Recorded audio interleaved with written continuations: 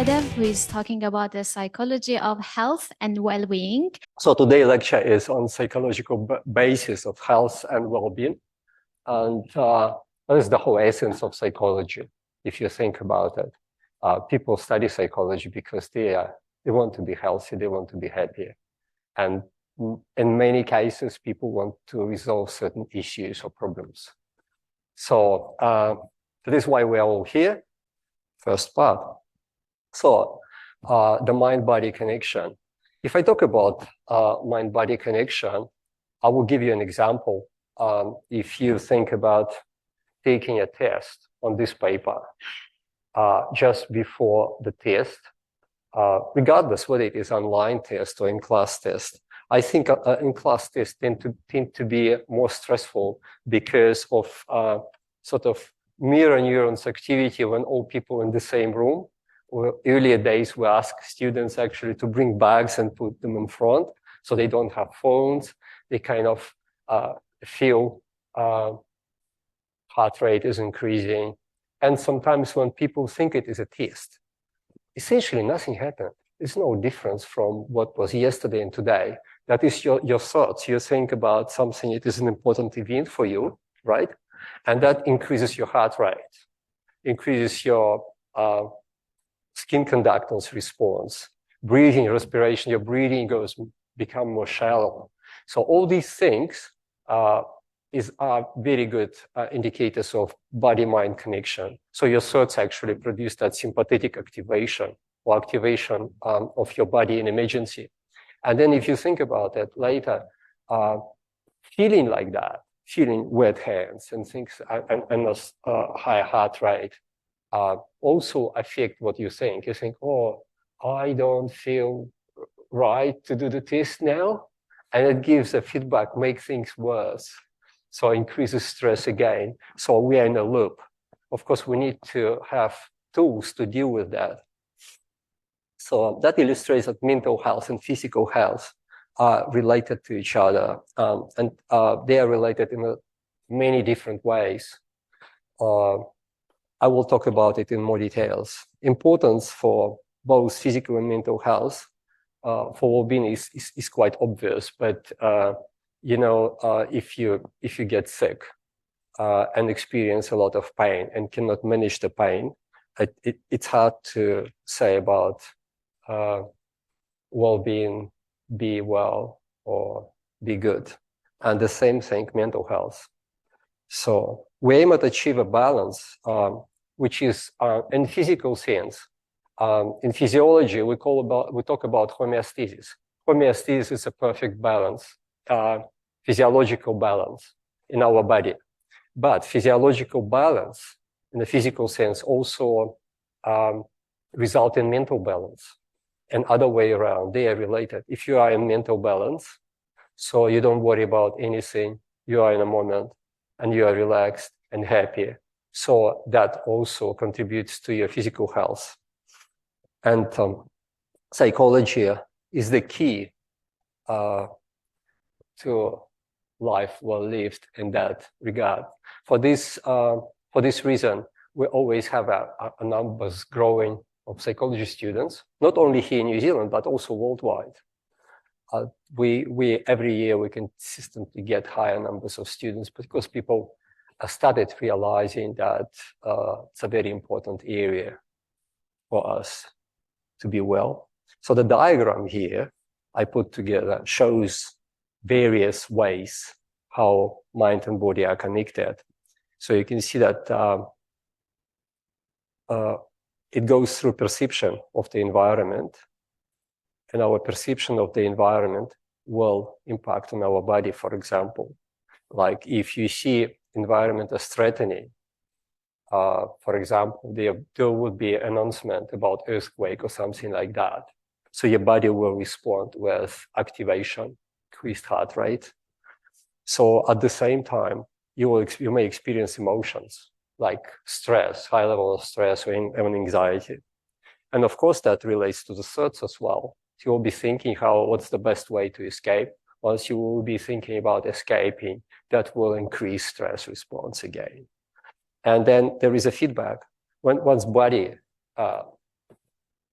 starts to be and is experiencing physiological stress. So wet hands, heart rate increasing, and breathing become more frequent. So that will go back to your mind and produce worrying thoughts again. So you will have that increased feedback loop. All these things, they were important evolutionary for us to survive.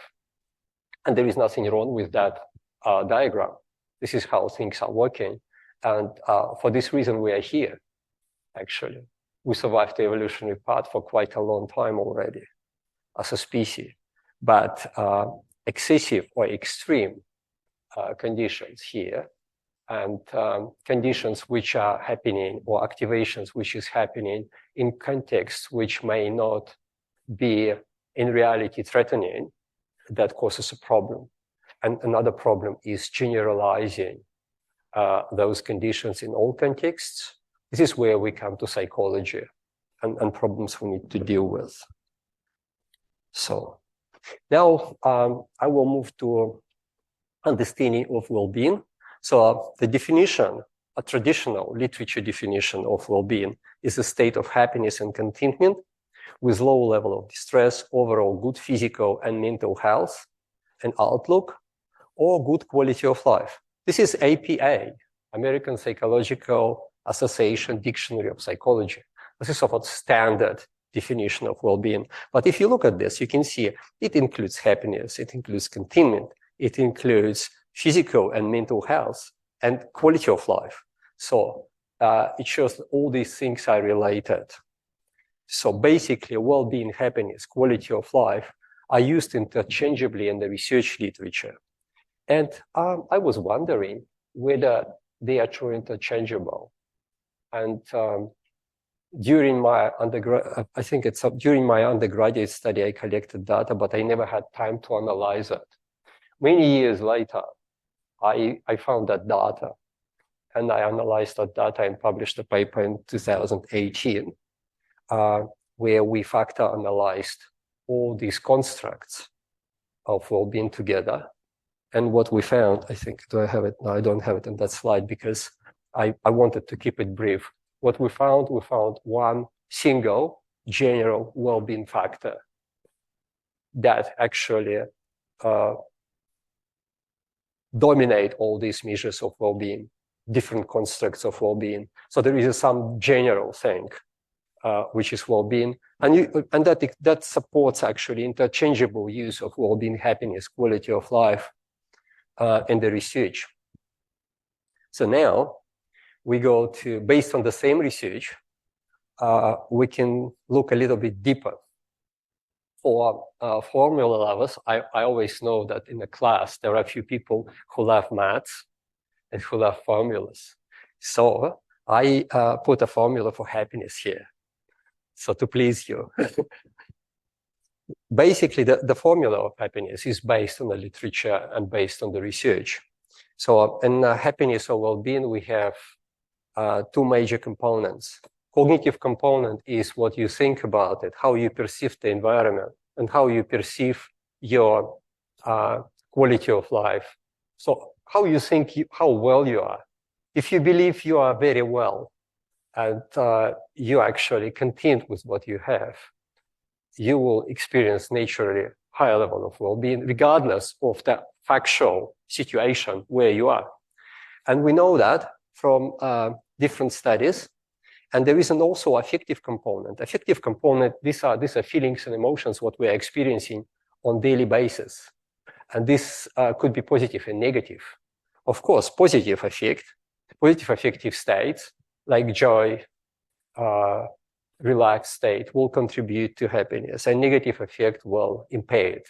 You cannot experience both simultaneously.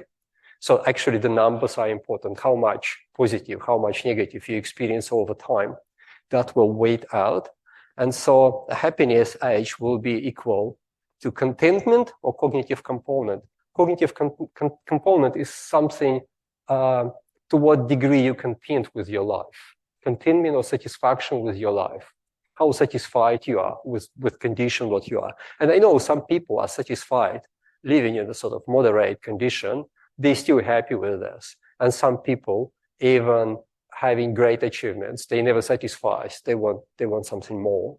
Sort of dopamine-driven activity, but in terms of well-being, put these people in disadvantage from well-being perspective.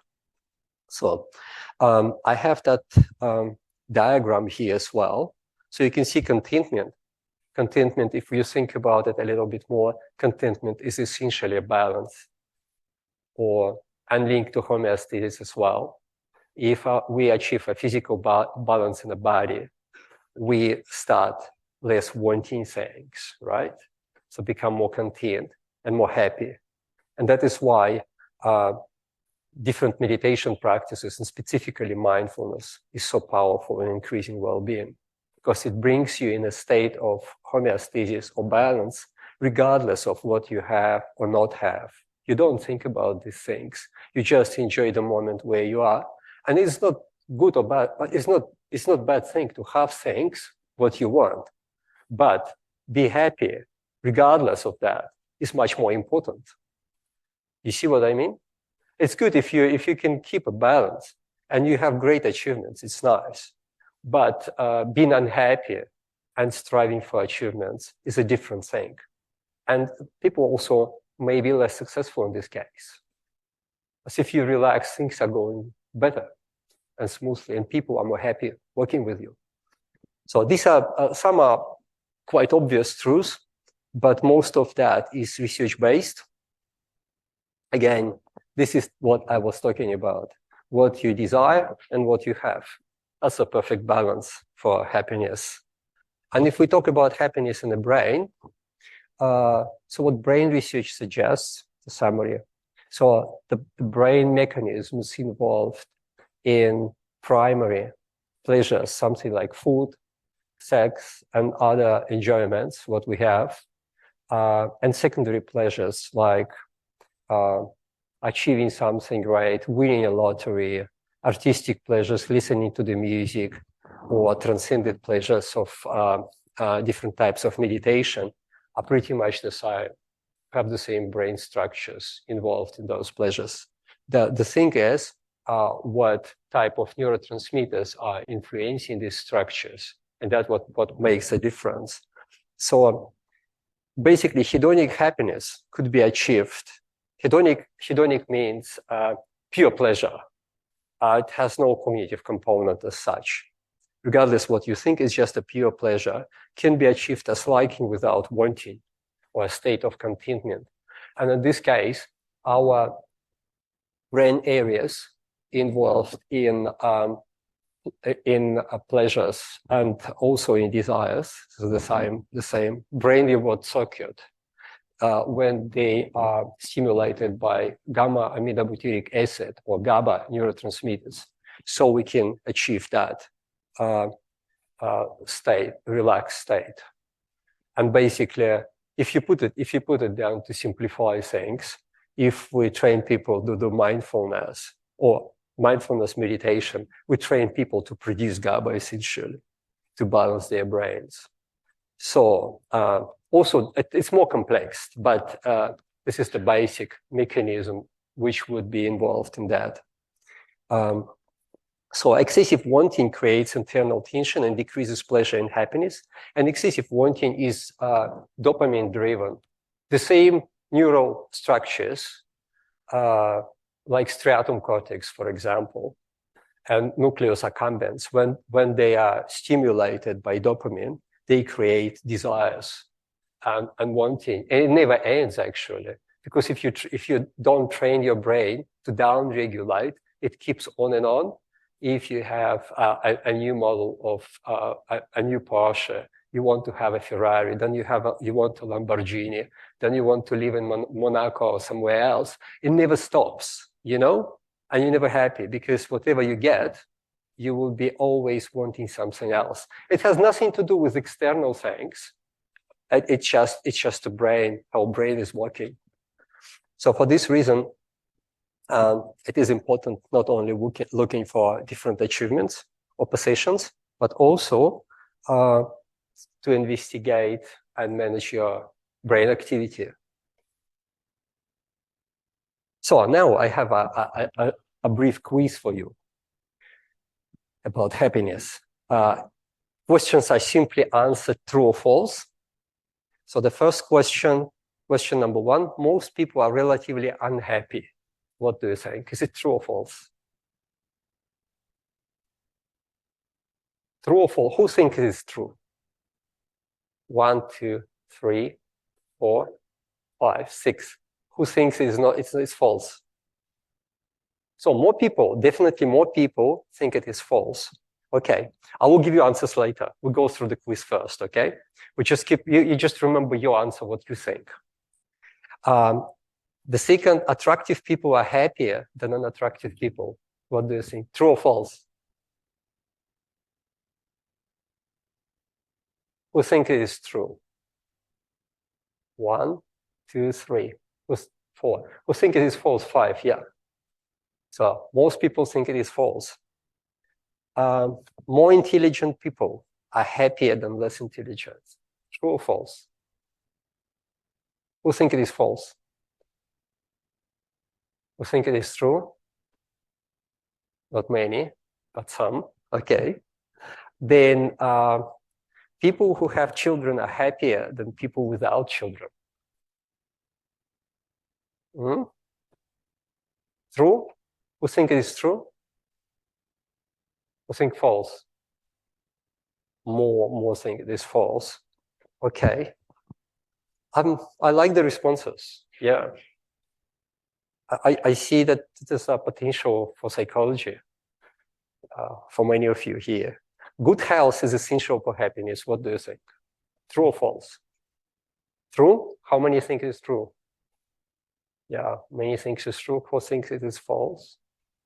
Yeah, okay, good. Now, people who can choose between 2 or more options are less happy than those who don't have a choice. Who think it is true?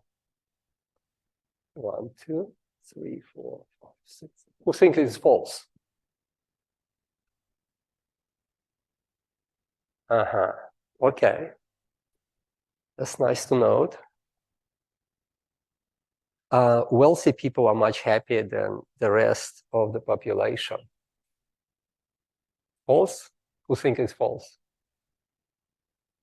Many who think it is true. Still some think it is true. Okay. Okay, we'll go and discuss it now. So what are reliable predictors of happiness? So if I talk about reliable predictors, I think about those predictors supported by research evidence, where we know that those predictors really produce higher levels of happiness and well-being, and typically with robust studies. So most people rate themselves as fairly happy. So those who said yes, it's true. The strongest predictor of happiness was found the past happiness in the literature. So what it means actually, the people who were happy 20 years ago, 10 years ago, they are happy now. And who are happy now, today, will be happy in 20, 30 years ago, later in the future. So, and the past happiness was the strongest among all other predictors and predict happiness and well-being. So what it means in practical terms, try to be happy now, today. Don't wait until you get your degree of psychology or until you actually put yourself on a course and meditate. Try to be happy now with what you have. And then that will predict your happiness in the future, next year and 10 years time. So it's so simple, but it's difficult to do, right? So you need some tools for that. High religiousness correlates with higher levels of happiness. Remember, it's correlation, it's not causation, but people who are religious are more likely to be happier. And what research shows actually, that there is something which is called stress buffering hypothesis. What it shows that when people are happy, regardless whether they are religious or not, there is no difference really religious or not, if people are happy. The problem is when people become unhappy and struggle and become distressed, religious people can cope better than non-religious people at times of difficulties. And that is where this correlational data is coming from. Altruism, so be generous to others, is associated with greater happiness, health, and even longevity. Such a great thing, to be generous. And compassion increases happiness and self-esteem. So if you think about compassion, it's a very interesting variable, or it's a very interesting quality, actually, that by itself basically closely related to altruism. Not the same thing, though. Compassion may not involve necessarily doing something. It's an attitude. It's more kind of internal thing, taking care of others and love other living beings, humans, animals. So be good to others. And by be compassionate, people kind of feel unity with others, and they feel themselves as part of that community, so which actually contribute to their self-esteem. Self-esteem is a problem when we start actually separating ourselves from others and comparing, and always comparing and comparing, and that is a problem. If you stop comparing and instead feeling yourself as a part of the community, there is no problem. So moderate correlation between happiness and social relationships. This is also very interesting because it is moderate. Again, there are different case studies and also a correlation of research. And it shows that basically some people are happy on their own, regardless whether they socially connected or not. They just have higher level of well-being and happiness, and they're happy to share it with others. But what's happened if you experience distress or lower level of well-being, that being with others or having many social relationships helps to boost up your well-being to go up. But if you're already on a very happy level, people don't really need much of social connections. And from my own experience, I know that some meditation masters and teachers, they spend half or more of their life in solitary retreats, sitting and meditating, and they're absolutely happy. They don't need anybody. But because people ask them to go and teach, they come and give teaching, just because out of compassion, but then go and retreat again. So what it means actually that social relationships are not a cause of well-being in a way. They are related, and it depends on your own state, how much of that you need. It is good to be socially connected. It gives you kind of a balance in a modern world, in a changing world, but it's not a prerequisite for being happy, right? Now we come to health and happiness. So research shows high commonality between physical health and happiness measures, not surprisingly. And I would like to mention Cooper's oxygen research. Kenneth Cooper was the one who was initially investigating physical health and the US jet pilots.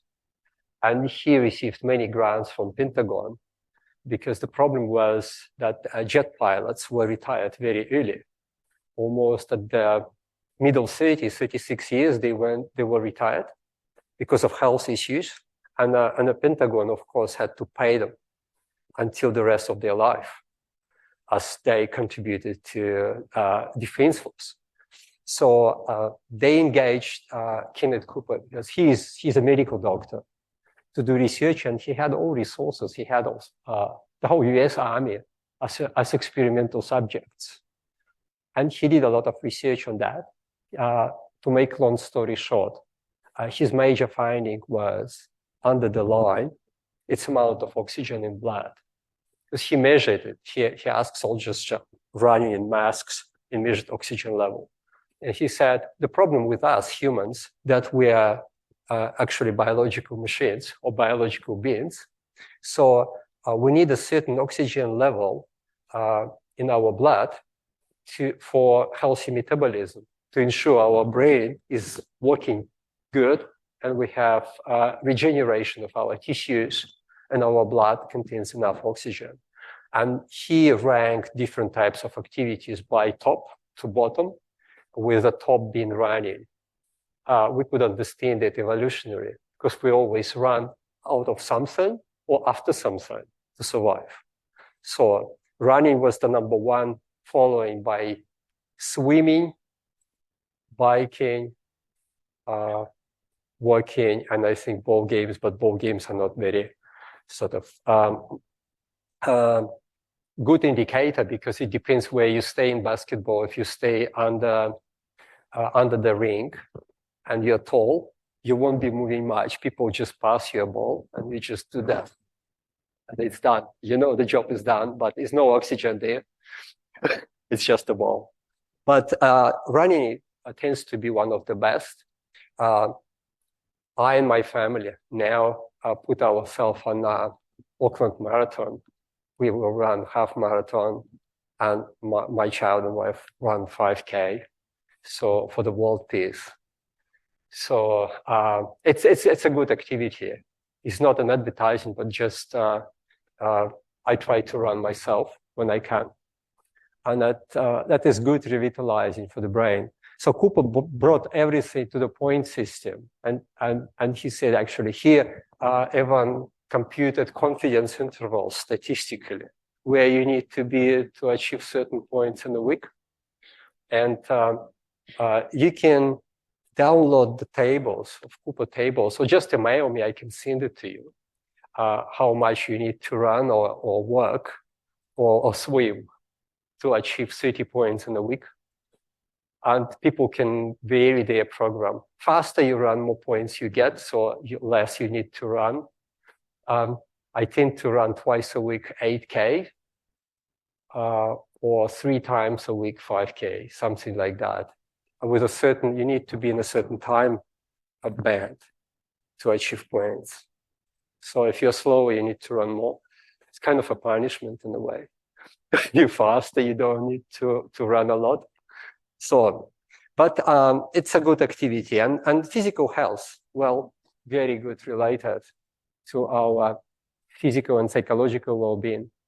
If I run after my work, when I get many students and emails asking for extension, I've got teens and almost many, an assignment is due, and I need to work with that, writing everybody. Then after my run, all the worries are gone. I feel good. I can keep going. So now let's look at non-reliable predictors of happiness and well-being. So here, attractiveness, intelligence are not reliable predictors of well-being. It doesn't really matter. And parenthood, you can have joy and fulfillment at some stages, but you can also have worry and stress about your child. So it pretty much balances one to another. Age is not a reliable predictor either. People at any age can be happy or unhappy. There is no relationship. Availability of choice decreases happiness compared to the lack of choice. That's a Daniel Gilbert research. You can look at TED Talks. He did a lot of research on that. And when he gave people choice, they were less happy. And then when he gave them opportunity to change their decision, they changed their decision. And later on, he did follow up and they were unhappy again. They said, I did wrong. I need to stay with what I had. And those who never had choice, they were actually much more happier and content with what they have.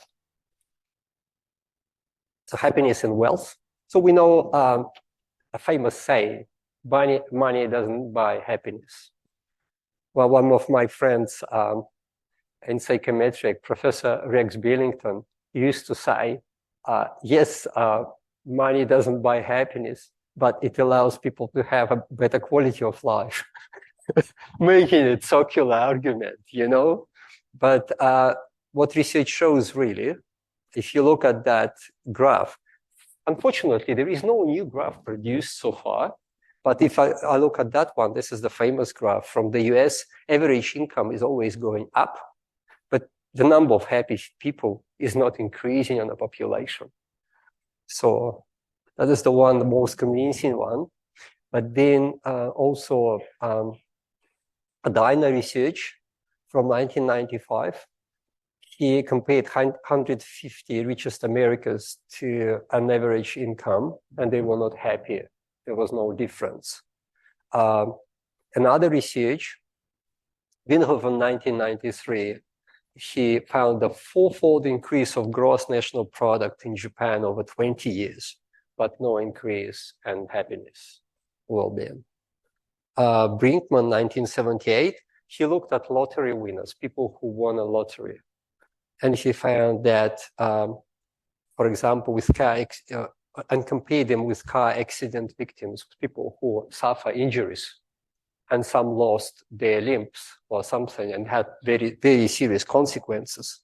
But had the same baseline and found that both groups had the same baseline happiness level after 1 year. So what he did very tricky thing. He measured their happiness level 1 year past accident or past winning a lottery. And they were not different after 1 year. So there's some evidence here. There's more stuff, but this is the basic one. I want to see how we're going in terms of time. We are good. And well, what other obstacles of happiness do we have? There is a paper, it's quite an old paper by Bass 2000. He summarized the evolutionary tragedy of happiness, theorizing about that. He said why there are problems with happiness in human beings. And one of them, what he identified, was hedonic treadmill. It's basically a very quick adaptation to everything which is good. Like you get a new job, right? It pays more, but you easily adjust to that and spend more money. That's what's happened. And you don't really feel that you've got any advancement or any benefit. After a few months, it's the same. You still think about something better. So, but it's not happening if you have pain. If you have pain and suffering, it's much harder to adjust to that than to something really good and pleasurable. That's why people try to maximize pleasures, because they're not happy with what they have. They try to eat more, but eventually get adapted to it. But once you get in trouble and you experience suffering and pain, it's very hard to adapt. It's always there. And this is one of the problems. Another problem, of course, it's evolutionary competition. How we can, it's hard to be compassionate because our environment is very competitive. When I worked in a med school in Auckland, did my postdoc, I saw the medical students, they have a huge competition for places. People are very stressed in undergraduate degree because they only select a certain number of doctors, and the rest will actually be off the course. It's really, really hard. And so evolutionary competition means that once win is another loss. So and we need to find a way to deal with that. Making job competition, financial markets as well. If you look at financial markets, somebody, if somebody make money on the market, that means somebody else lost it. It's not coming from anywhere. It's the same amount of money is traded in the market. Other problems, changing world, famous impermanence. Things are not the same. Things are changing all the time. Now this introduction of ChatGPT put some teachers in trouble in our university as well, because it's a problem with assessments and how we ensure that our assessments are reliable. then we need to adjust our system. Our system in computers, technology changes all the time. We always need to learn some new stuff. I personally love it because I think this is great. It keeps our brain healthy. But this is an attitude thing, you know? Some people are not thinking that way. They don't like change. Most of people don't like change. And if change can be positive and negative, changing weather, global warming, and other things. So there are certainly aspects of change that are very unfavorable for us. So another problem is physical illness and pain. I mentioned that already. It's very hard to adapt to physical illness and pain, and nobody can escape physical illness. One day we get sick, earlier or later, flu, COVID, other things, other viral traits, bacterial traits. Fear of death and dying is another one. We call it terror mortality, a terror of death, terrifying us. And some people are more easy with this. It tends to be compassionate people with higher self-esteem, they are more relaxed about it. But some people are very anxious and terrified by the fact that we're going to die one day. And that is a fact. You can change it. There are different strategies of dealing with that. Some people apply sort of emo principle, put your head in the sand. You don't think about it, and you don't talk about it. You don't talk about death and dying. And another idea, which is more sort of mindfulness-focused idea, is just to be exposed to it a little bit more, and go and walk on a graveyard, perhaps go for a walk instead of going to the park, and expose yourself to the fact that we're going to die, which with a time gives you more tolerance to the fact. So, but either way, it's a problem, right? Because we cannot sort it out. Regardless how smart we are, and even AI cannot help us to solve that problem. Anyway, another one: negative emotions, anger, fear, jealousy, greed, and many more. But these are maybe the most obvious ones. Sadness, of course. Now we move to the health psychology. So, you know, so many problems. We need to do something. We can't leave them like that. So otherwise we will be unhappy. So we need to do something with our life. So health psychology, a health is defined by World Health Organization as complete state of physical, mental, and social well-being, and not merely the absence of disease or infirmity. What it means really, just not having a disease or obvious signs of some disorder is not necessary health. Health assumes also psychological health. So being well and happy, basically. So a growing recognition in the past 20, 30 years that physical illness is not purely a biological phenomena. What it means that physical health depends on mental health, on our perception of the world, on our interaction with the world, on our social relationships. So it's not straightforward, it's more complex, and all these factors are interacting. Earlier days, we didn't have methodology to study interactions between different factors simultaneously. We just use something like correlational research or regression. Now, these days, we have more advanced statistical methods like network analysis. So we can plot different variables and see how they related and interact with each other. Okay, if we talk about health, we want to know what do we die of? That is the main question. Yeah, so you can see the leading causes of death are heart disease, stroke, chronic obstructive pulmonary disease, so lung disease, breathing. Breathing is the key to our brain function. So, and then lower respiratory infections. This would include actually COVID and flu. People dying from flu, about between 250 and 500,000 people in a year, not counting the COVID. So these are leading causes of death. But if you think about these leading causes of death, there are psychological factors that contribute to that. Obviously, that was your question, I think, initially. Like, for example, anxiety and stress will definitely contribute to heart disease. Because if somebody has generalized anxiety, it is associated with increased heart rate overall. So that means the pressure on the heart is much stronger. And if a heart is not trained physically, it will not cope with that pressure, pumping more than it should without having a rest.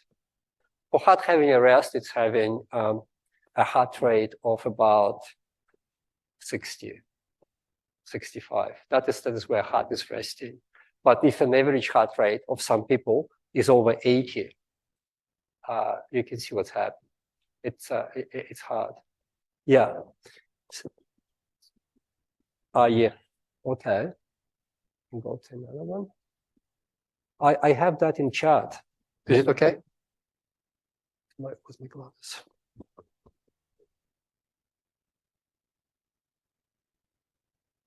Do brain injuries such as concussions have an effect on the mind and body connection? Of course, brain injury has effect on everything, but it depends on the injury. It depends on the level. It depends on what brain areas are affected. TBI, or traumatic brain injury, is a very special phenomena. You don't have two cases which are the same. So you really need to look at what case is that, if that answers that question. So, okay, we will move on from the leading causes of death to actually psychological factors that are related to them. So you can see that there is an importance of mental health for overall physical health, by example, with the heart rate and breathing. Our thoughts, it's another problem. Imagination, feelings, and memories influence our perception and behavior, which also impact on our health. So if you remember a traumatic event, that will increase your heart rate, regardless where you're sitting. Like post-traumatic stress disorder is that an example of this condition. How psychological state impact on physical health, for example, stress and immunity. I will talk about it on the next slide. But the basic idea is about cortisol and stress, the whole stress system, how brain regulates stress in the body. So it is important to understand and manage psychological factors to be healthy. It's not enough just looking after physical health. Here is the diagram, what I want to discuss with you. This is a traditional stress disease model, which was proposed in around 2000. And it was dominant over many years. People always assume that stress is a cause of disease if it is prolonged stress. Short-term stress can boost immune system. But if stress is experienced for a longer time, then it creates a problem. Stress helps us to survive a challenge. But what stress does, essentially, there is a brain-body mechanism, which is called hypothalamic pituitary adrenal axis, which involves certain brain areas and certain channels that are actually involved in release of cortisol. What cortisol does, it suppresses immune system. It suppresses immune system for purpose because if we are on task, we need to survive a danger. We need to survive, for example, a challenge. We need to work on the task and not to be distracted with something like flu or fever. So we need to keep working until we win or survive. Like if you imagine you are in a desert and you need to go and find a way and find water. You need to keep going. If you stay there, you will die. So you cannot actually afford to be sick at that moment. The same thing during earthquake or something like that.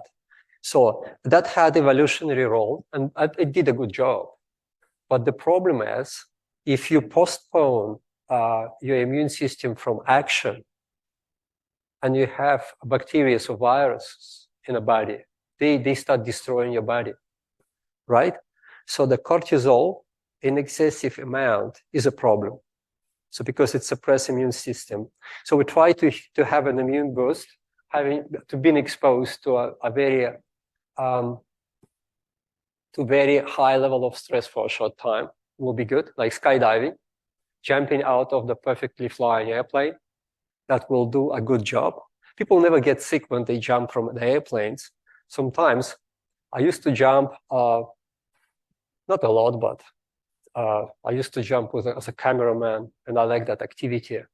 But what I noticed, even in the spring or autumn time, when the ground temperature is about 18, 20 degrees, if you go up in the plane, if you go up to 13,000 feet, the temperature is -5 or -6 sometimes.